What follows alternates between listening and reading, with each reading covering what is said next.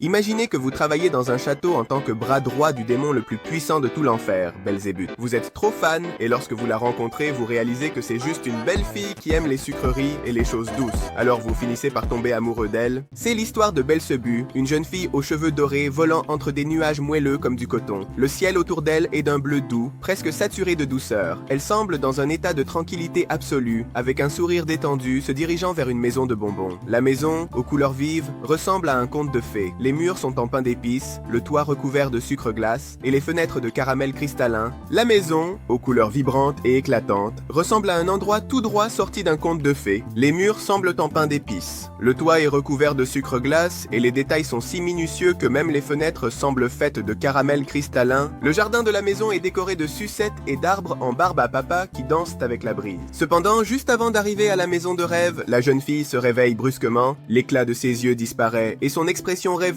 se transforme en surprise. Nous réalisons que tout n'était qu'un rêve. Nous sommes à Pandémonium, un royaume étrange où les anges déchus vivent après le départ de Satan. Ce lieu, sombre et dangereux, est gouverné par Belzébuth, la jeune fille aux cheveux blonds vue dans le rêve. Elle n'est pas une figure de pouvoir typique. Son comportement ne correspond pas à l'image d'un dirigeant redoutable. Au contraire, Belzébuth est insouciante avec un caractère enfantin, souvent menant à des situations absurdes. Son comportement ne correspond pas à l'image typique d'un dirigeant redoutable. Au contraire, Belzébuth est une personne insouciante avec un caractère enfantin qui la conduit souvent à des situations absurdes. C'est ici que Mulling entre en scène, son assistant fidèle qui est toujours au bord du désespoir à cause du comportement capricieux de sa patronne. Mulling, qui prend son travail très au sérieux, se retrouve constamment à faire face aux défis que représente le fait de travailler avec quelqu'un comme Belzébuth. Dans l'une des premières situations auxquelles il doit faire face, il est inquiet parce que sa patronne ne semble pas prête pour une importante réunion avec d'autres membres du royaume. Quand il décide d'entrer dans sa chambre pour la réveiller,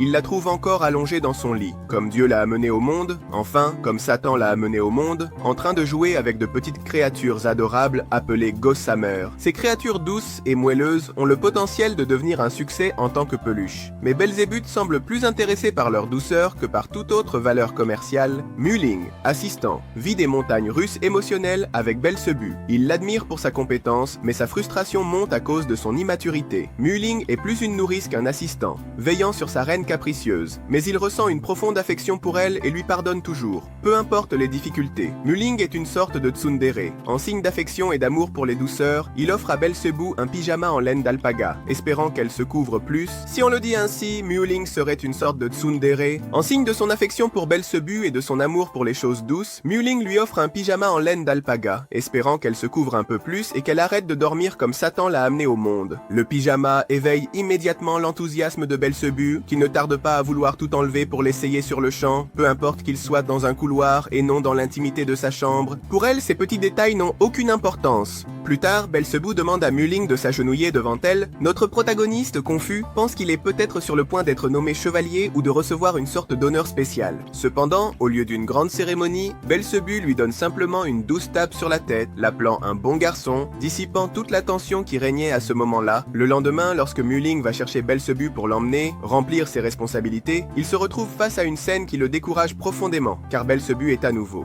Nu dans son lit, entouré de Gossamers, Mulling sent que ses efforts sont vains. Il lit l'agenda, mais Belzébuth, peu attentive, veut dormir. Mulling rappelle à Belzébuth de faire des choses plus démoniaques, mais Belzébuth explique que ce n'est pas le rôle des démons. Selon elle, démons et anges sont alliés. Au milieu de leur conversation, Mulling, qui essaie toujours de faire son travail du mieux qu'il peut, rappelle à Belzébuth qu'elle devrait faire des choses plus démoniaques comme tenter les humains et combattre les anges. Mais Belzébuth, sur un ton détendu, lui explique que ce n'est pas la véritable fonction des démons. Selon elle, les démons et les anges sont dans la même équipe car ils travaillent à tous deux pour tenter les humains et les amener à prendre leurs propres décisions. Mulling continue d'insister sur le fait qu'elle devrait vérifier l'état du royaume. Alors ils sortent tous les deux pour parcourir Pandémonium. Mais à la surprise de Mulling, cet enfer n'est pas ce à quoi on pourrait s'attendre d'un endroit gouverné par des démons. Au lieu d'être un endroit rempli de chaos et d'obscurité, Pandémonium a l'apparence d'un paisible village japonais. Cela déroute Mulling, qui se souvient que Belzébuth était autrefois connue comme une guerrière redoutable et implacable. Mais cette image est complètement détruite lorsqu'il la voit dans son état actuel, luttant pour ne pas être surpassé même par les animaux du coin.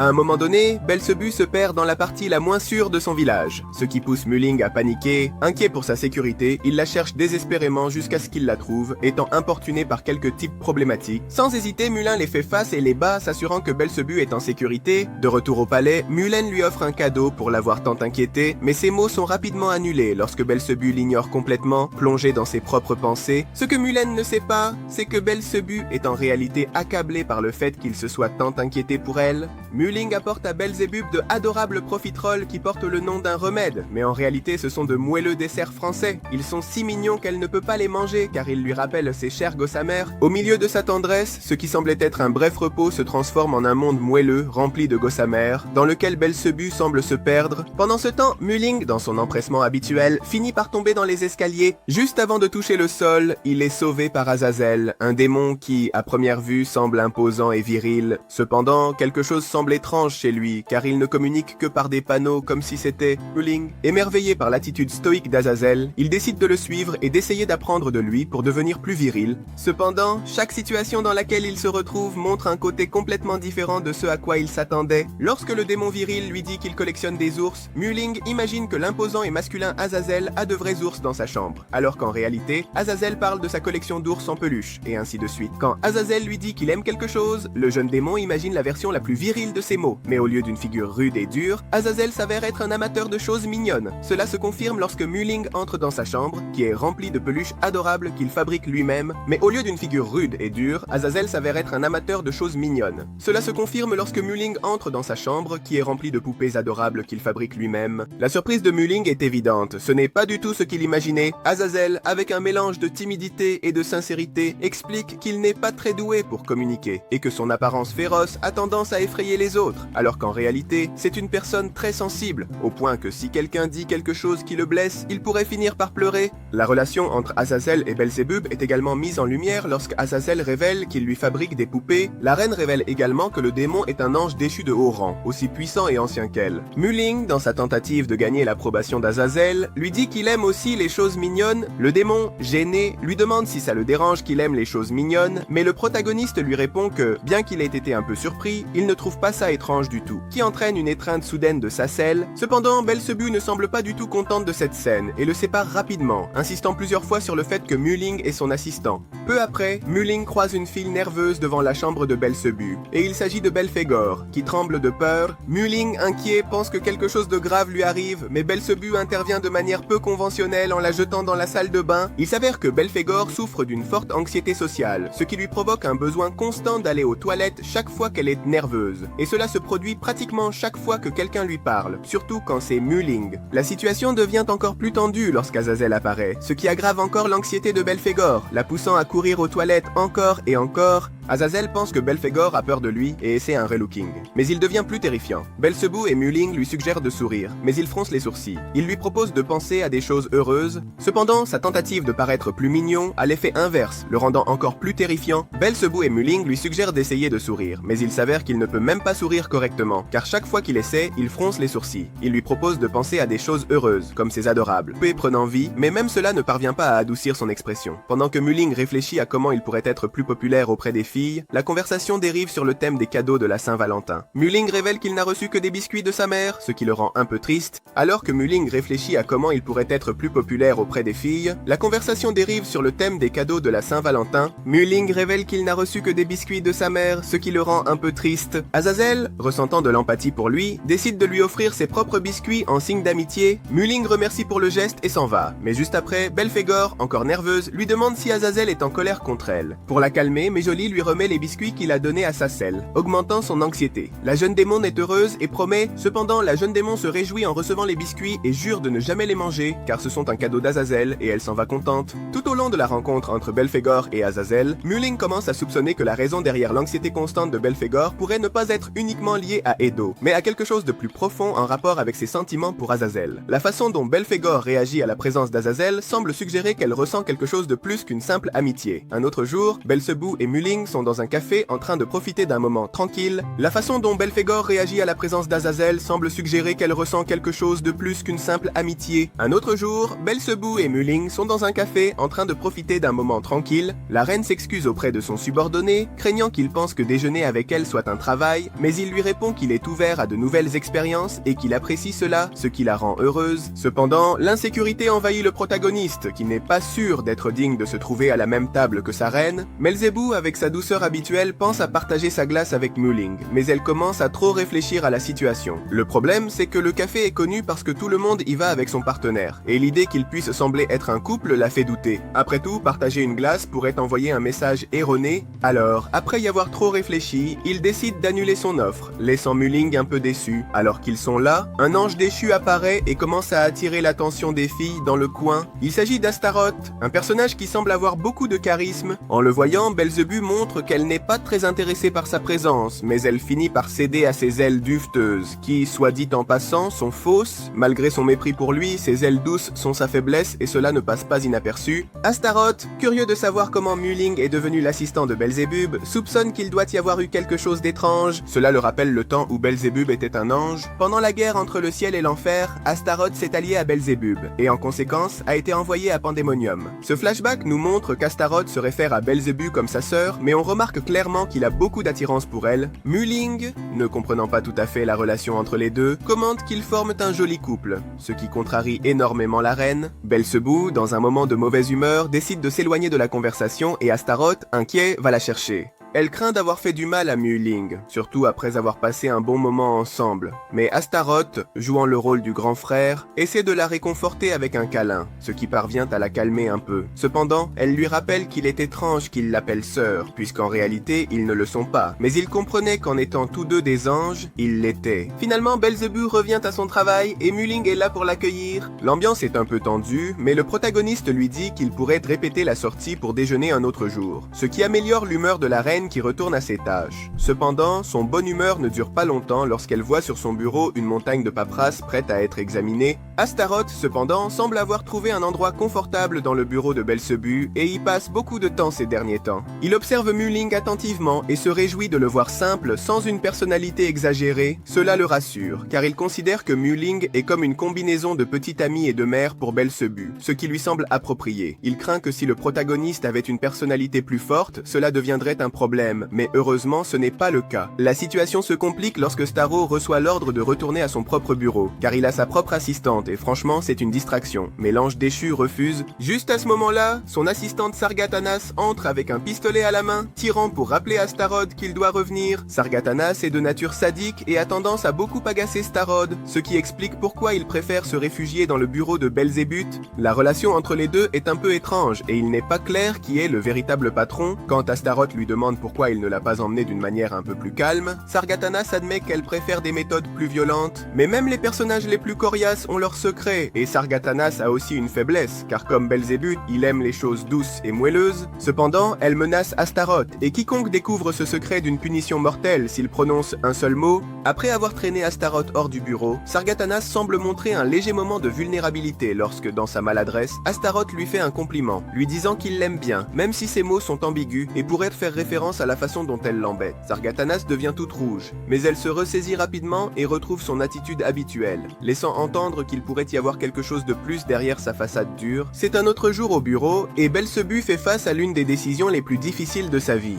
Doit-elle d'abord embrasser une alpaga ou un lapin? Le doute la ronge tandis que son amour pour les choses douces reste l'un des traits les plus adorables de sa personnalité. Mulling lui dit que ce n'est pas important pour l'instant, surtout parce que c'est une question hypothétique et qu'au lieu de se poser des questions, il devrait se concentrer sur son travail. Cependant, l'assistant trouve attendrissant qu'il pense à ces choses, tandis que le reste des assistants l'observe et admet qu'en dépit de tout, le garçon fait un bon travail pour gérer les caprices de Belzébuth. Plus tard, la reine se réunit avec le conseil de l'enfer qui vient traiter des problèmes de la plus haute importance. Mulling observait de loin, mais il se laisse vite distraire en remarquant une femme impressionnante lors d'une réunion, Eurinome, une dame belle et très capable, bien que son regard de dégoût le laisse très confus. Plus tard, quand Mulling la croise, il reçoit à nouveau ce regard méprisant. Cependant, à sa grande surprise, son expression change complètement, passant d'un rejet évident à un sourire angélique. Ainsi, le démon timide s'éloigne en courant avec un sourire sur le visage, laissant notre protagoniste se se demander ce qui vient de se passer. En remarquant qu'Orinoome a laissé tomber son mouchoir, Muling, toujours attentif, le ramasse et décide de le lui rendre.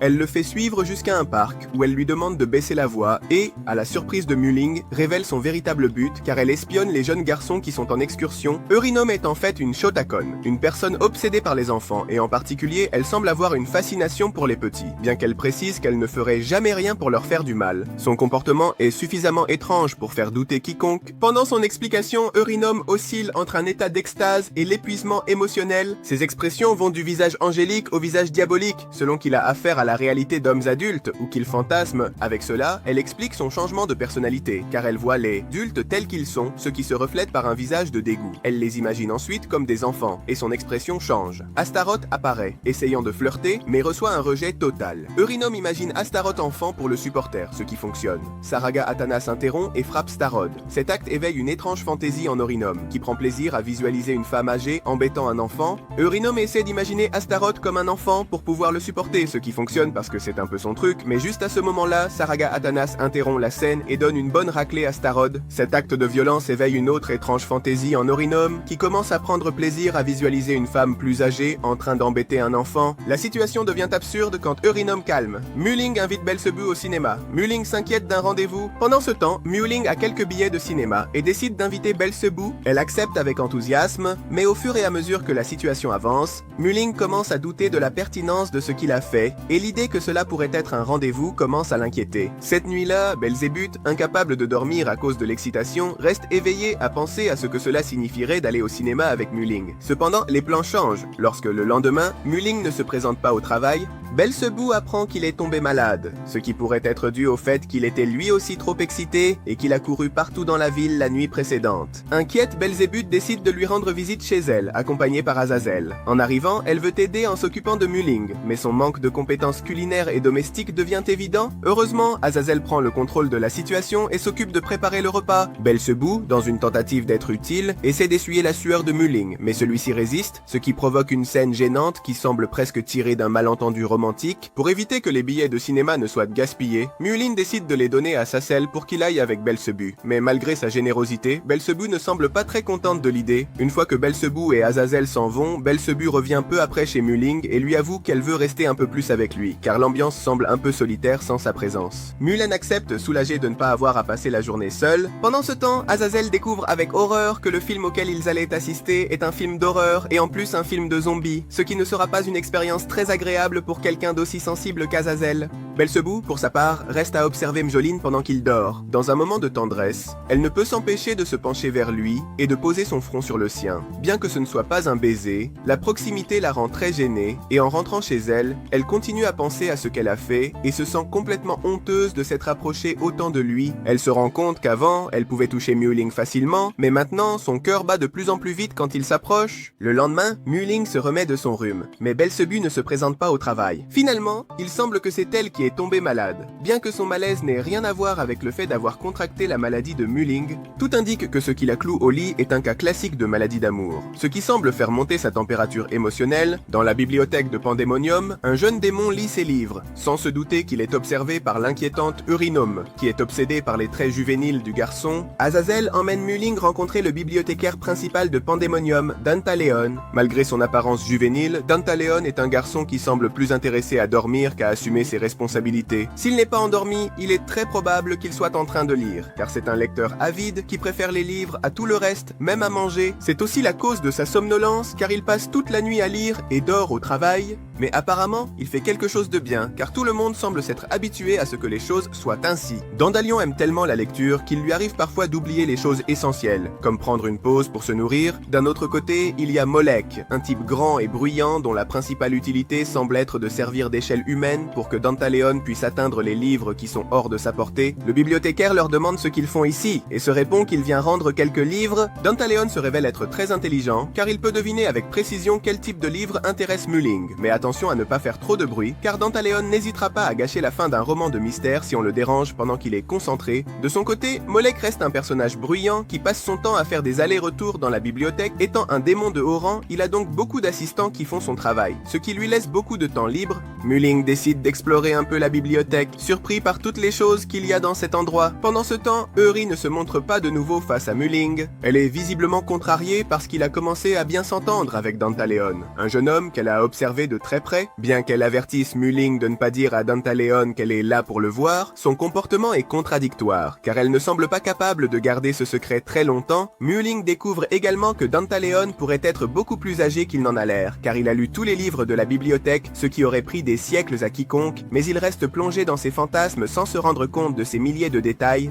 D'un autre côté, Belphégor continue de lutter contre son extrême timidité lorsqu'il s'agit d'interagir avec Azazel. Son assistante Caméo lui suggère d'essayer une stratégie différente, car cela pourrait être quelque chose de spécial, comme préparer un type de dessert. Belphégor décide d'essayer, mais se rend vite compte qu'il a besoin d'aide. Alors il demande de l'aide à Belzébuth. Cependant, comme Belzébuth qui accepte d'aider la démone aux cheveux roses, il se rend compte qu'il n'est pas très doué en cuisine non plus. Alors il pense à appeler Sacel, bien qu'il réalise vite à quel point cela serait ridicule. Heureusement, Belzébuth fait appel à son chef professionnel, Nisroch, qui, en apprenant qu'elles vont cuisiner leur propre repas, fait une crise de panique, car il pense qu'elle méprise en réalité sa cuisine. Mais la reine lui explique que ce n'est pas le cas. Nisroch a la capacité de cuisiner de manière extrêmement rapide, bien qu'il finisse toujours avec des vêtements froissés à cause de sa vitesse. Le cuisinier essaie d'apprendre à Belphégor, mais entre le fait que la jeune femme fait des attaques de panique quand un homme lui parle, que Nisroch se retrouve à moitié nu après chaque repas et qu'il est si incroyablement rapide, la démone ne peut rien apprendre. Finalement, les filles décident que le mieux est d'apprendre par elles-mêmes. Au fur et à mesure qu'elles avancent en cuisine, les erreurs et les réussites sont inévitables, car aucune d'elles n'a d'expérience, ce qui les amène à gaspiller une barre de chocolat. Ainsi, les deux jeunes filles vont acheter plus de chocolat et Belphégor remercie son amie pour toute l'aide qu'elle lui a apportée, à quoi Belzébuth répond qu'elle l'aime beaucoup et qu'elles sont amies.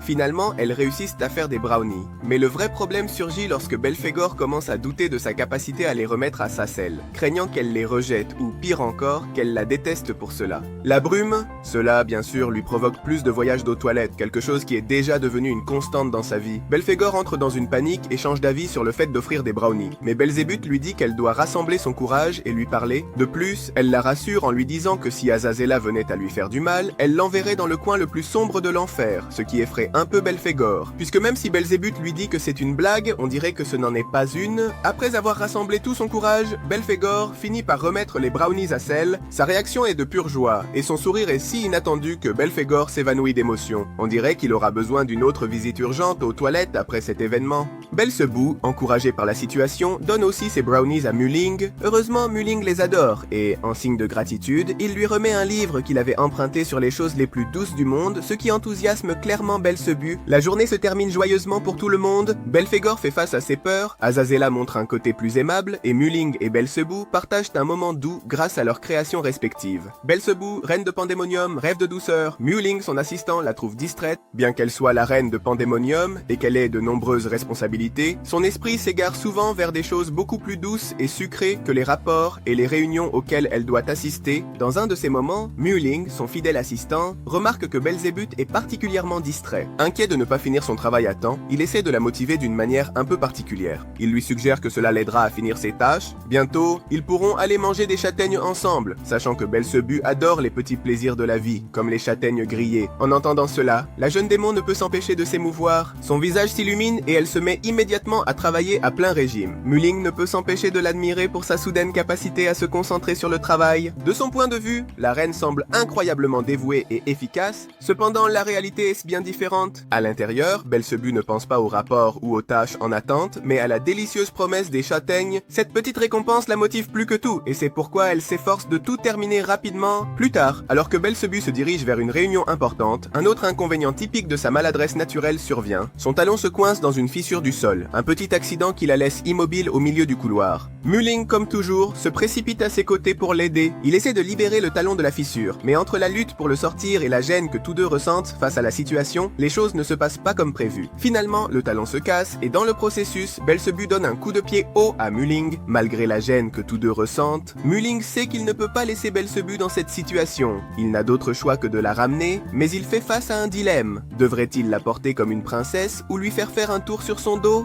Les deux options sont embarrassantes pour eux et aucun d'eux ne semble vraiment à l'aise avec l'idée. Finalement, Mu-Ling choisit de la ramener avec beaucoup d'efforts, essayant de ne pas rendre la situation encore plus inconfortable qu'elle ne l'est déjà. Tous deux retournent au bureau et Mu-Ling lui demande comment elle peut marcher avec ses talons si hauts et fins, à quoi elle répond que c'est son choix, car elle aime marcher avec des talons. Au milieu de cette situation chaotique apparaît Adramelech, qui est en charge des vêtements de Belzébuth. En voyant que sa reine a cassé son talon, il se met immédiatement à travailler sur de nouveaux pour elle. Ainsi, la reine doit passer la journée sans talons, ce qui la rend plus petite, quelque chose qui devient rapidement une source d'irritation. Moulin, toujours inquiet pour la sécurité de Belzébuth, lui suggère qu'elle devrait peut-être opter pour des talons plus bas afin d'éviter de futurs problèmes. Cependant, Belzébuth refuse catégoriquement et explique qu'elle porte des talons hauts non seulement pour son apparence, mais aussi parce qu'elle veut être un peu plus près de Mu-Ling pour pouvoir lui parler plus facilement. À un autre moment, Belzébuth se souvient d'une anecdote du passé. Lorsqu'elle a été frappée par un éclair envoyé par Dieu, cet événement ne lui a pas fait peur, mais lui a apporté une expérience qu'elle décrit comme le paradis. Selon elle, quand l'éclair l'a frappée, elle s'est retrouvée dans un endroit rempli de ces précieux gossamers moelleux, ce qui pour elle était une sorte de paradis sur Terre. Ce souvenir, loin d'être traumatique, est l'un de ses moments les plus heureux. Plus tard, Belzébuth doit assister à une séance photo pour un magazine important. Lors de l'interview qui l'accompagne aux photos, la reine essaie de garder son calme et de paraître aussi professionnelle que possible. Cependant, à plusieurs reprises, on dirait qu'elle est sur le point de laisser échapper son côté le plus paresseux.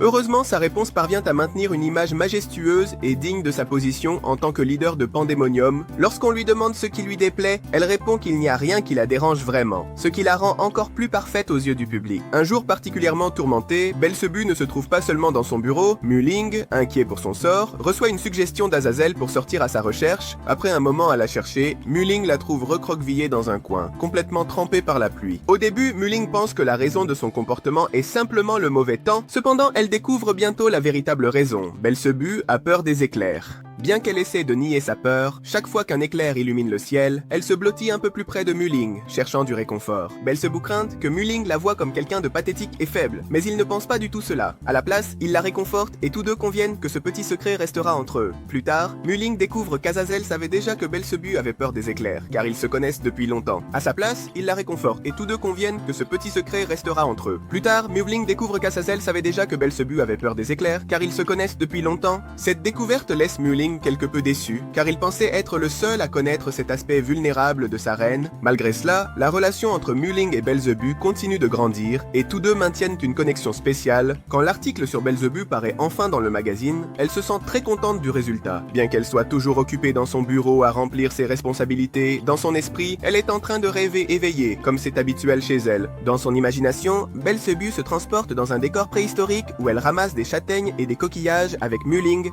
Bien qu'elle semble travailler de manière concentrée, en réalité son esprit continue de vagabonder à travers des fantasmes doux et adorables, ce qui ajoute une dose supplémentaire de tendresse à son caractère déjà charmant. Le chef médical de Pandemonium, Buer, remarque que les habitants du royaume ne se maintiennent pas en forme et suggère qu'une des raisons est le manque d'activité physique. Avec son habituel sens des responsabilités, Bueller propose d'installer une salle de sport dans le bâtiment pour que tout le monde puisse faire de l'exercice. L'idée semble logique, mais lorsque le projet est finalement mis en œuvre, quelque chose d'inattendu se produit. Au lieu d'une salle de sport, ce qui apparaît est un bain public. Ce retournement inattendu est l'œuvre d'Astaroth, le ministre des Finances de Pandemonium. En utilisant sa position de pouvoir, Astaroth décide que plutôt que de faire transpirer tout le monde dans une salle de sport, il serait beaucoup plus agréable d'installer des toilettes publiques où il pourrait se détendre. Bien que le projet original ne soit pas celui-ci, tout le monde décide de profiter de l'occasion et de profiter des toilettes déjà installées. Les garçons sont les premiers à entrer dans les toilettes. Astaroth, fidèle à son style provocateur et toujours à la recherche d'un peu de divertissement, commence à fantasmer sur ce que les filles pourraient bien dire de l'autre côté des toilettes. Dans son esprit, elle imagine qu'ils se disputeraient probablement sur des sujets comme leur intrigue, ce qui la rend très excitée. Cependant, à sa grande déception, il ne voit que des hommes exhibant leurs muscles, ce qui ne l'intéresse pas. La situation devient inconfortable et il désespère, réalisant qu'il n'obtiendra pas ce qu'il espérait. Astaroth décide alors d'espionner les filles. Bien que Mu-Ling soit censé, il essaie de l'arrêter et de lui faire comprendre que ce n'est pas bien. Astaroth prend alors une décision douteuse, puisqu'il s'apprête à aller espionner du côté des filles.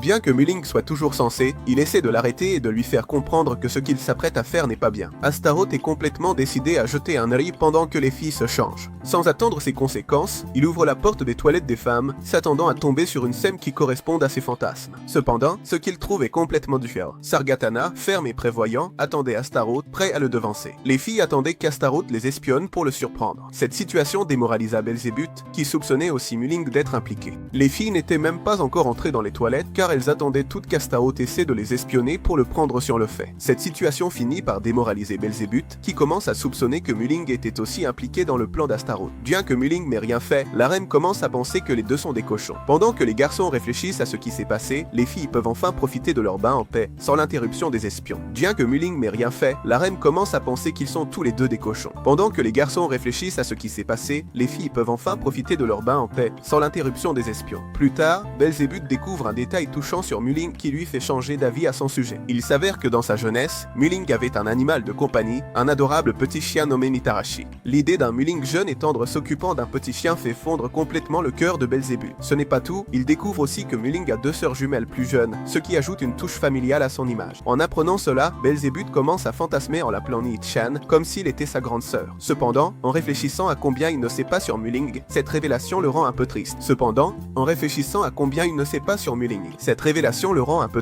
Belzébuth aimerait en savoir plus sur la vie de son assistant, mais il ne sait pas comment s'y prendre sans paraître trop insistant. Au milieu de sa confusion émotionnelle, Astaroth, toujours là où on ne l'appelle pas, décide d'aider Belzébuth à pratiquer ses compétences en conversation. Pour ce faire, il simule une conversation avec Newly, ce qui se transforme rapidement en un désastre. Bien qu'il commence par des questions normales, Astaroth franchit finalement la ligne quand, au milieu de la conversation, il lui pose une question complètement inappropriée car il veut savoir de quelle couleur sont ses sous-vêtements. Cette audace provoque l'intervention immédiate de Sargatana, qui n'hésite pas à punir Astaroth pour son manque de respect. La question d'Astaroth déclenche le chaos et il ne tarde pas à recevoir le châtiment qu'il mérite pour avoir tenté d'orienter la conversation sur un chemin aussi inapproprié. Après cet épisode gênant, Belzébuth, intrigué par Mulling, décide de lui poser des questions. Elle craint de paraître enquiquiquineuse. Malgré ses efforts pour rester contrôlée, elle pense à la question qui a causé des problèmes avec Astaroth: de quelle couleur sont ses shorts. Mulling, surpris, répond maladroitement. Bien qu'elle essaie de rester contrôlée, la première chose qui lui sort de la bouche est, étonnamment, la même question qui a causé des problèmes avec Astaroth: de quelle couleur seront ses shorts. Nulin, complètement surpris et gêné, ne sait pas comment réagir,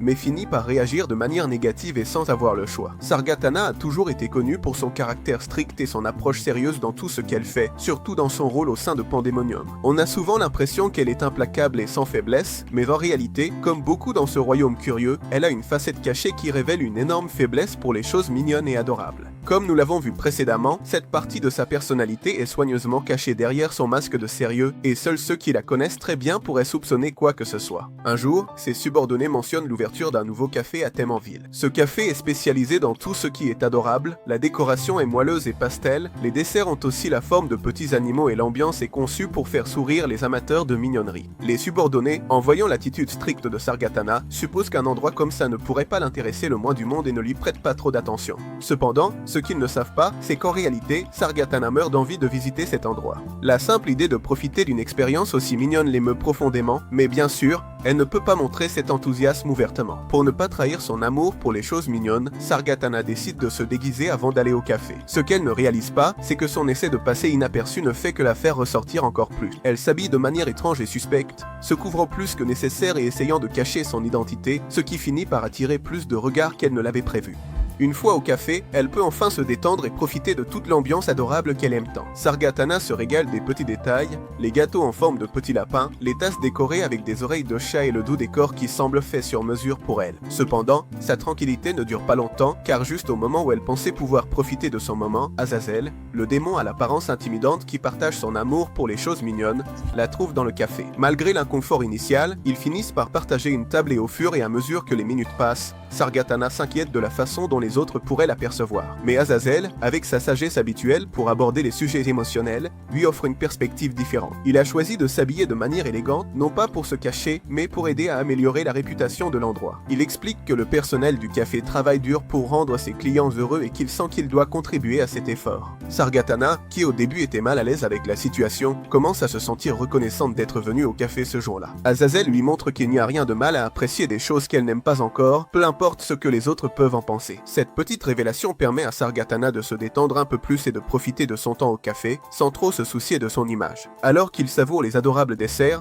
Belzébuth et Mulling font leur entrée dans le café. Comme on pouvait s'y attendre, Belzébuth est complètement fasciné par la tendresse de l'endroit. La reine démon ne peut pas résister à la tentation d'acheter tous les produits disponibles, ramenant chez elle des peluches, des tasses et tout ce qu'elle peut trouver. Plus tard, Belzébuth raconte à Belphégor ses projets à venir, une sortie à la plage, bien sûr, Miolin et Sazel sont également invités. En entendant cela, Belphégor passe en mode de honte totale, inquiète de l'image qu'elle va renvoyer devant Sazel à la plage. Bien que son anxiété sociale soit toujours un obstacle, cette fois-ci, elle décide qu'elle veut être jolie devant Suazel, ce qui l'amène à affronter son nervosité avec courage. Le premier pas de son plan est de trouver le maillot de bain parfait, et pour cela, Adara Melek et son assistante séduisante Morrigan se proposent de l'aider. La recherche du maillot de bain parfait n'est pas une tâche facile pour Belphégor. La plupart des maillots suggérés par Morrigan lui semblent excessifs, car ils montrent trop de peau. Belphégor, toujours nerveuse et préoccupée par le regard des autres, ne se sent pas à l'aise avec l'idée de se montrer autant. Curieusement, son ventre est toujours découvert, mais cela ne lui donne pas la confiance dont elle a besoin. Après plusieurs essais,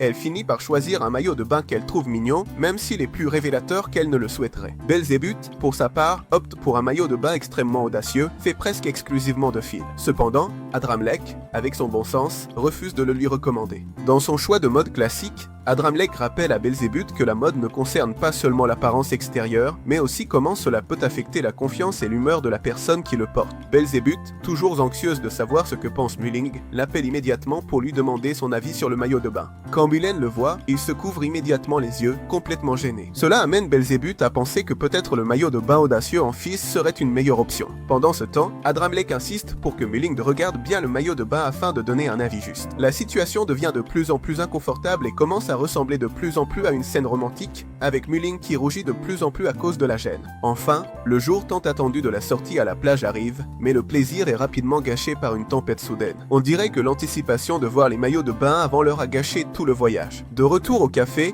Belzébuth ne peut pas manger la nourriture adorable. Mulling est submergé par sa réaction. Chaque assiette est décorée avec tant de soin et de tendresse qu'il vous est impossible de la gâcher d'une seule bouchée. Pendant ce temps, Mulling, voyant la réaction de Belzébuth face aux adorables desserts, se sent complètement submergé par à quel point elle est elle-même adorable. Pendant un certain temps, Mulling a été absent de Pandémonium à cause de certains engagements, et quand il est revenu, il a rapidement supposé que Belzébuth n'avait absolument rien fait pendant son absence. Je pensais que la reine démon avait complètement cessé de travailler, ce qui ne serait pas surprenant vu sa tendance à se laisser facilement distraire. Cependant, Belzébuth s'est profondément offensé par l'accusation de Mulling. Bien qu'elle ait tendance à se montrer désinvolte, cette fois, ses émotions ont refait surface immédiatement. Belzébuth se plaint en disant qu'il n'avait été distrait que parce qu'il n'était pas là. Bien qu'il l'ait dit sur un ton humoristique, il y avait une part de vérité dans ses paroles.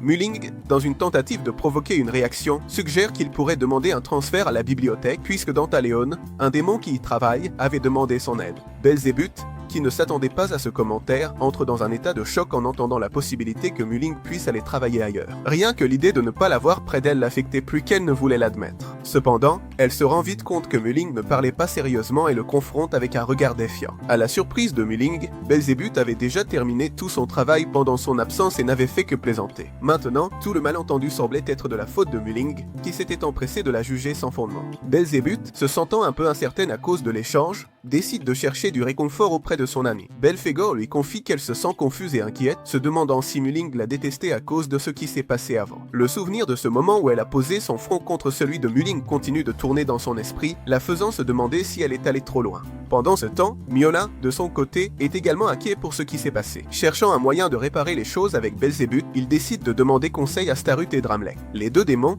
connus pour leurs personnalités extravagantes, proposent plusieurs suggestions sur la façon de s'excuser. Finalement, ils arrivent à la conclusion qu'un cadeau pourrait être la meilleure façon de faire la paix et suggèrent que des fleurs seraient une option appropriée. Mulling, armé de sa nouvelle idée de réconciliation, revient pour parler à Belzébuth. Cependant, quand il la trouve, elle continue d'agir comme si ce malentendu ne l'importait absolument pas. Belzébuth feint d'accepter le départ de Mulling. Mulling, voyant cela, promet de ne pas demander de transfert. Ce commentaire apaise légèrement Belzébuth, mais la situation reste tendue, comme une querelle d'amoureux. Mulling, voyant la douleur derrière son masque, lui assure qu'il ne demanderait jamais de transfert et que même s'ils ne travaillent plus ensemble, ils pourraient toujours se voir. Ce commentaire semble apaiser un peu la tension chez Belzébuth, bien que la situation entre eux reste inconfortable, comme une petite dispute entre amoureux qui ne veulent veulent pas admettre leurs véritables sentiments. Pendant que tout cela se passe, Belphégor fait un rêve étrange. Elle lui confie ses sentiments à Sazel, ce qui la réveille confuse et nerveuse. Elle se demande si cela pourrait être considéré comme un cauchemar, étant donné le niveau de honte qu'elle ressent en y pensant. Plus tard, alors qu'elle se trouve à la bibliothèque, elle réfléchit au livre que Suzel aime, croyant que si elle partageait sa passion pour la lecture, elle pourrait peut-être se rapprocher de lui. Ses pensées commencent à se disperser, l'amenant à s'imaginer dans l'histoire de la princesse qui embrasse la grenouille. Dans son esprit, elle se demande si Azazel devrait être une grenouille tout le temps pour qu'ils puissent toujours être ensemble. Perdue dans ses fantasmes, Belphégor ne se rend pas compte qu'Azazel est tout près. Quand elle le remarque enfin, elle panique et, dans sa maladresse, elle trébuche. Azazel, toujours attentif, la protège avant qu'elle ne tombe, ce qui ne fait que rendre Belphégor encore plus gênée. Au milieu du chaos, Belphégor laisse échapper un mot qui augmente son inconfort, car elle pensait avoir confessé qu'elle aimait Sazel en utilisant le mot Suki. Signifie tu me plais, mais Azazel, de manière inconsciente, l'interprète comme Shuki, qui signifie mes mots. Gênée à un point extrême, Belphégor s'enfuit rapidement, probablement en direction des toilettes. Pendant ce temps, les autres démons de Pandémonium sont au bord du collapse à cause de la surcharge de travail.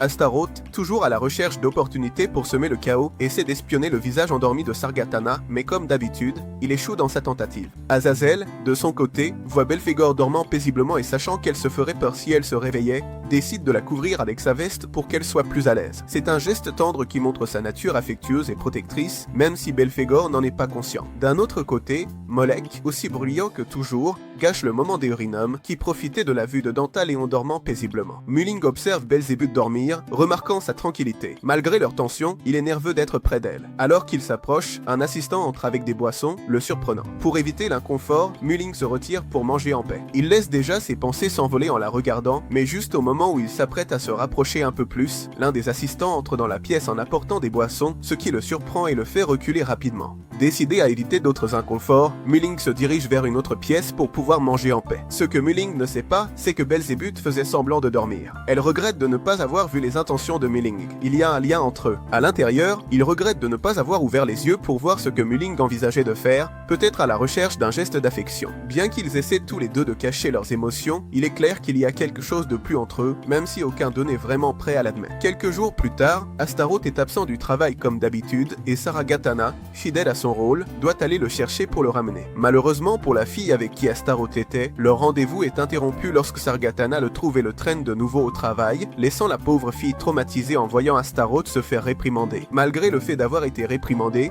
Astaroth se plaint qu'il a encore besoin d'une pause, alors Sargatana lui accorde un bref répit, lui permettant de prendre un café sur un banc proche. Pendant qu'il se repose, Sargatana se retrouve entouré de coupes partout, ce qui l'irrite un peu. Malgré son attitude stricte et professionnelle, son esprit ne peut s'empêcher de divaguer, se demandant si elle veut vraiment être plus proche d'Astaroth. Le conflit intérieur de Sargatana est clair, car sa bouche dit une chose, mais son cœur semble dire le contraire. Finalement, elle rationalise la situation en pensant qu'elle ne fait que veiller sur Astaroth parce que c'est un loser qui a besoin de surveillance. Quand vient l'heure de retourner au travail, Astaroth la remercie de toujours le supporter et lui dit qu'il l'aime, quelque chose que Sargatana a déjà entendu auparavant et qu'elle considère comme sa phrase de drague habituelle. Astaroth s'appuie sur son épaule, mais en remarquant qu'elle ne réagit pas, il suppose qu'elle est calme jusqu'à ce qu'il voit l'expression agacée sur son visage. Rapidement, elle se rend compte qu'il est temps de retourner au travail et de retour chez elle. Sargatana ne peut s'empêcher de penser à combien ce moment était embarrassant et réfléchit à ce qu'elle ressent vraiment. Est-ce que ses vrais sentiments commencent à émerger? Le lendemain, Astaroth, n'ayant pas appris sa leçon, disparaît à nouveau du travail, ce qui oblige Sargatana à aller le chercher encore une fois. Cette fois, cependant, on peut voir un léger sourire sur son visage. On dirait qu'après tout, Sargatana apprécie son travail et peut-être, juste peut-être, la compagnie d'Astaroth. Pendant ce temps, à Pandémonium, les températures sont exceptionnellement froides, quelque chose de complètement inattendu dans un endroit qui est normalement brûlant. Belzébuth, habitué à la chaleur infernale, a du mal à fonctionner à cause du froid, mais heureusement,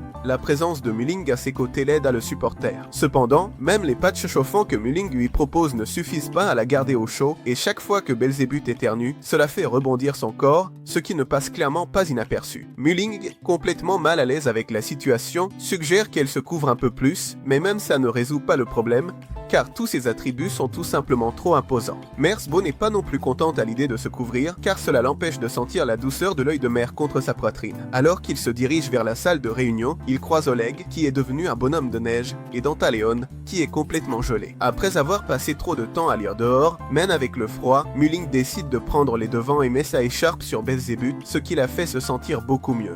Tout à coup, le froid ne semble plus si mauvais. Pendant la réunion, cependant, Belzébuth a du mal à se concentrer car elle est complètement absorbée par l'arôme de l'écharpe de Mulling, essayant de lire sans se faire attraper. Le lendemain, le temps revient à la normale, mais curieusement, Belzébuth continue de ressentir le froid. Peut-être qu'elle cherche quelque chose de plus, ou qui sait, peut-être qu'elle veut juste que Mulan l'embrasse encore une fois. La nuit, Belphégor rêve qu'il sort avec Azazel, mais ça semble trop beau pour être vrai et effectivement, ce n'était qu'un rêve. De retour à la réalité, Belphégor continue de gérer ses émotions, même s'il semble qu'il n'ait pas besoin d'un autre sermon sur le fait d'affronter les choses. Après une réunion avec Belzébuth, juste au moment où il s'apprête à partir, Azazel entre par la porte. Immédiatement, Belphégor entre dans une panique et s'enfuit rapidement. Ce sentiment inconfortable de besoin d'aller aux toilettes revient encore une fois et pendant ce temps, Azazel, inquiet, pense qu'il l'a encore effrayé. Pour sa prochaine fête du thé, Azazel décide d'être compréhensif et de ne pas y assister pour ne pas mettre Belphégor mal à l'aise. Lors de la réunion, Mulling découvre quelques détails intéressants. Adaramlek a de nouveaux assistants masculins plutôt séduisants, tandis que Morrigan est la responsable d'un groupe populaire d'idoles succubes appelé SCB. Pendant la discussion, Miolin demande à Dramlek s'il pourrait faire des vêtements moins effrayants pour Azazel, mais Adramlek n'est pas intéressé. Morrigan, de son côté, propose son aide, mais ce qu'elle suggère ce sont des leçons de séduction pour Mulling, ce qui ne semble pas être la solution la plus appropriée. Le chaos commence quand Adramlek se rend compte que quelqu'un a bu son vin et la coupable n'est autre que Belphégor, qui l'a confondu avec du jus de raisin. En réalisant son erreur, elle court rapidement aux toilettes à cause de son problème d'incontinence. Cependant, le vin commence à faire effet et bientôt Belphégor se sent étourdi et somnolent. Quand Azazel la trouve, Belphégor pense qu'elle rêve encore et au lieu de fuir, elle lui demande de rester avec elle jusqu'à ce qu'elle se réveille. Belphégor, ivre, se laisse emporter par la sensation d'être au paradis, complètement détendu.